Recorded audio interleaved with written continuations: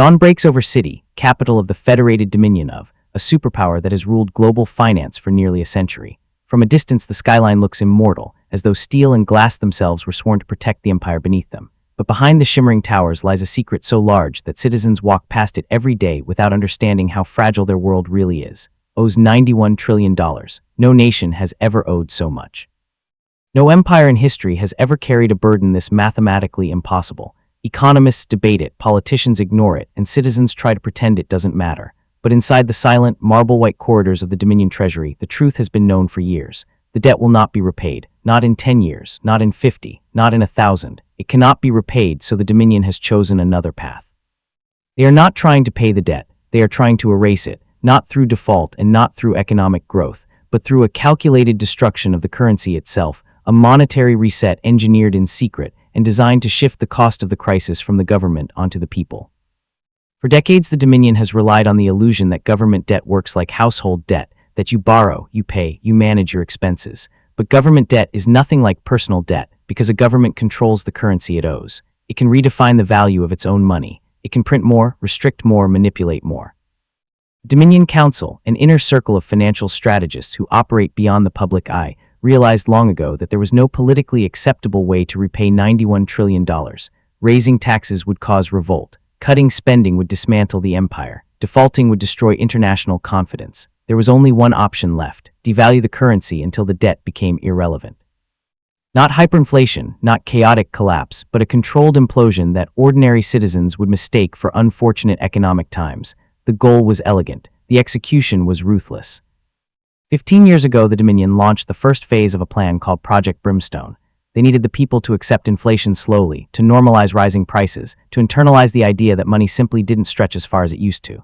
Inflation crept from 4% to 8 to 13. Groceries doubled. Rents soared. Wages stagnated. People blamed corporate greed, global conflicts, supply chain failures, anything except the one entity truly responsible.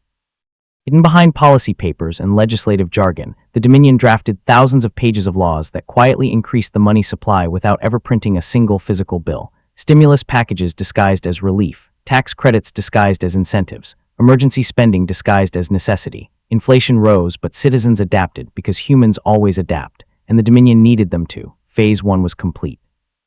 Meanwhile, the Dominion had been accumulating something far more valuable than printed dollars: crypto. For a decade, the government had been seizing digital assets from cybercriminals, fraud networks, darknet operations, corrupt oligarchs. Millions upon millions of seized tokens quietly transferred to government cold wallets. But the crown jewel was Lux, an energy-intensive cryptocurrency abandoned after a cyberattack years earlier. The Dominion saw what others missed.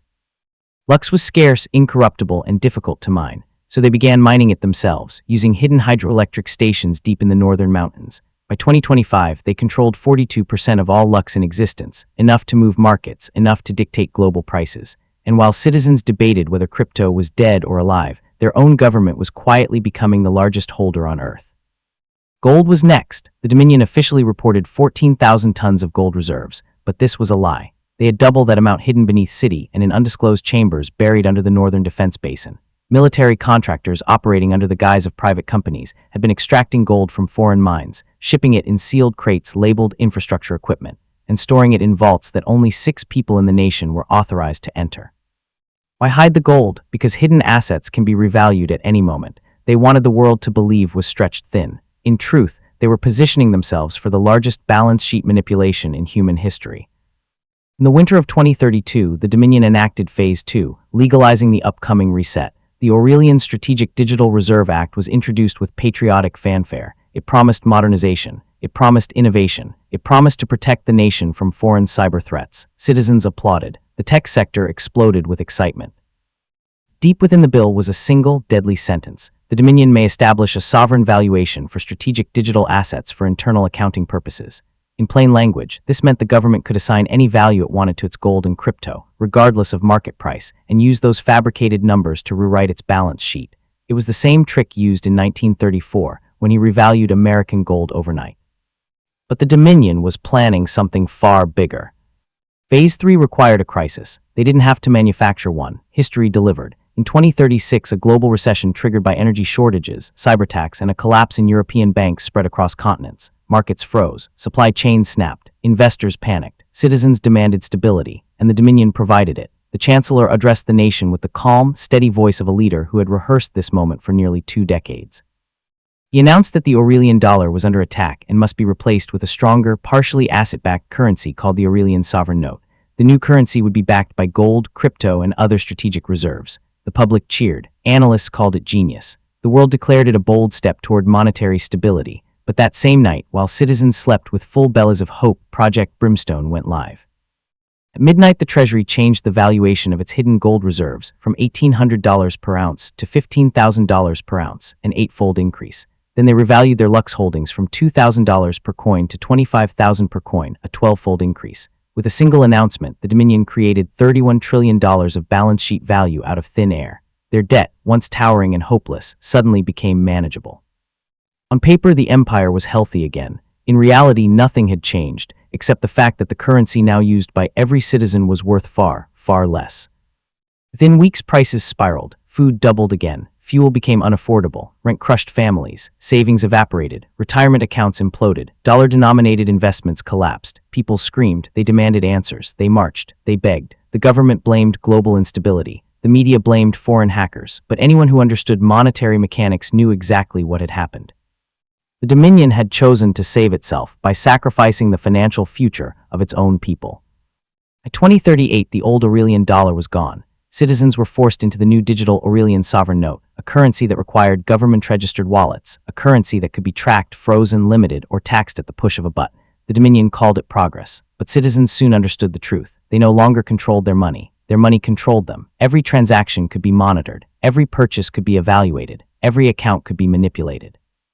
Privacy was dead. Autonomy was gone. And the reset that the Dominion celebrated as a triumph was, in fact, the greatest wealth transfer in human history.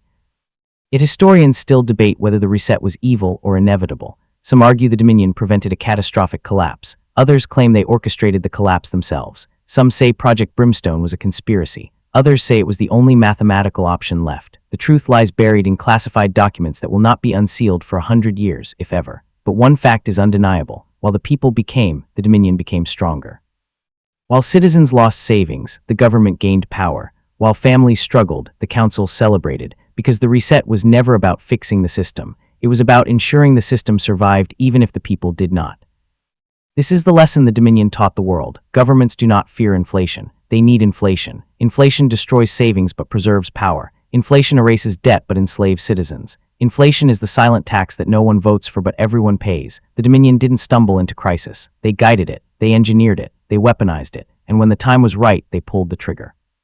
Years later, as the Aurelian sovereign note stabilized and the Dominion declared victory, citizens continued to whisper the same question in markets, in subways, in dimly lit kitchens as they counted shrinking paychecks. Was this the only way, or was this the plan all along? And deep beneath city, behind sealed vaults filled with gold and millions of Lux tokens, one truth sits silently, waiting for the future to uncover it. The greatest wealth transfer in human history did not happen by accident. It was designed, calculated, perfected, and the people never saw it coming. They were too busy trying to survive, too busy trying to adapt, too busy trying to convince themselves that their leaders would never deliberately destroy their money. But leaders protect power, not people. And power was the only thing the Dominion saved.